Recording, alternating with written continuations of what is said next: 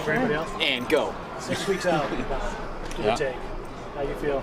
I feel great. Everything is going along as planned, and I'm finishing up my camp in Chicago. And then next weekend I'm going to drive out to Miami and do my last month out there. Yeah. The last time you and I talked, you knew this fight was going to be the fight, but it wasn't announced yet. And take us through the emotions of what it was like when you finally got that call and you knew that he was good to go. He was finally healthy enough to do this, and where you were going to be on a huge card in the summer. I've actually known I was going to fight him for a while. They wanted me to keep it quiet because of the rehab he was going through. He kind of had a reoccurring injury again, and they had to put it off. But I knew about maybe 2 weeks after my fight with Coke that it was going to be with Korean Zombie. I just had to keep quiet about it. So it was the only fight that I wanted, the only fight that I would have taken because the UFC holds him in high regard. I think that he's the last guy I'm going to have to go through before hopefully I could solidify a title shot for myself. They told you that for sure? That he's the last guy you're going to have to go through? No, they haven't. At this point? At this point, no, I'm not. No, I'm not thinking about it. Korean Zombie is somebody that you don't want to look past, so I'm not gonna do that. I'm gonna concentrate on him right now and worry about what happens after the fight. Why do you think they hold him in such high regard? Obviously, he's a very good fighter, but, like you said, Dana wears his shirt sometimes to the weigh-ins and stuff, and you can tell they definitely really like this guy. Yeah, I think it's just because of his style. He puts on exciting fights. He's always going forward. He's always looking for a knockout, and, after his fight with Leonard Garcia, he kind of blew up, and I think that's why they kind of hold him in that high regard. But I'm going to try and change Dana's mind after this fight and maybe get him to wear a Bully T-shirt. And so far, what fight do you think most defines you? If we had to show somebody just one of your fights, which one would you like us to show them? I don't know. That's a tough question. I think maybe my fight with Cub.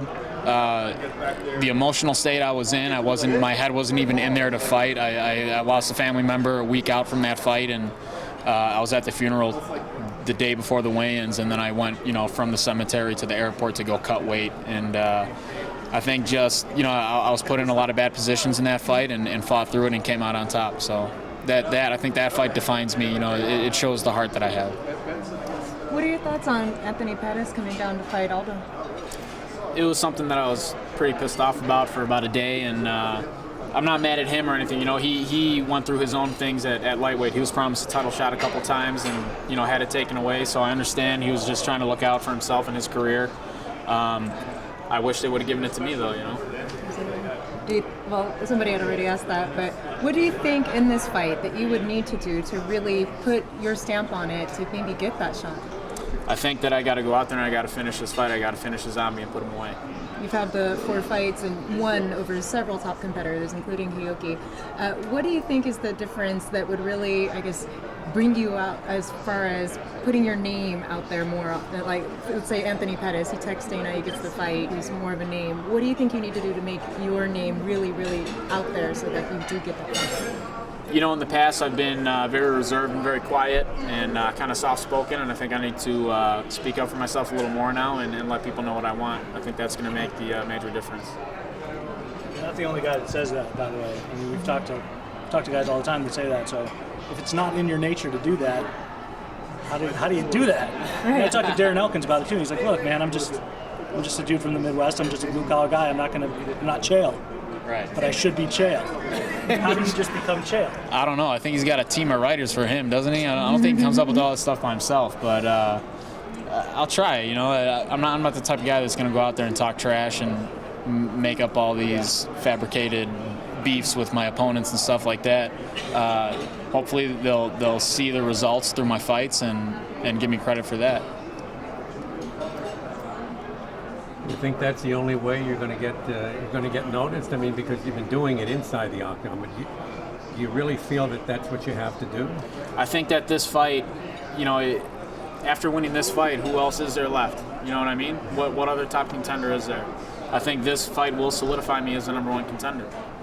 What if Pettis actually does beat Aldo? Would that be disappointing for you, having maybe waited to face Aldo, that Pettis gets the belt and you go up against him maybe? Yeah, I thought about that, and being the guy to beat Aldo would be the best, you know what I mean? He's, as far as being a champ, he's one of the best champs out of all of them. He's such a dominating athlete, and I'd love to be the guy to beat him. So if Pettis does it before me, I'll be a little disappointed, but as long as I get the chance to fight Pettis for the belt if he wins, then I'll be happy.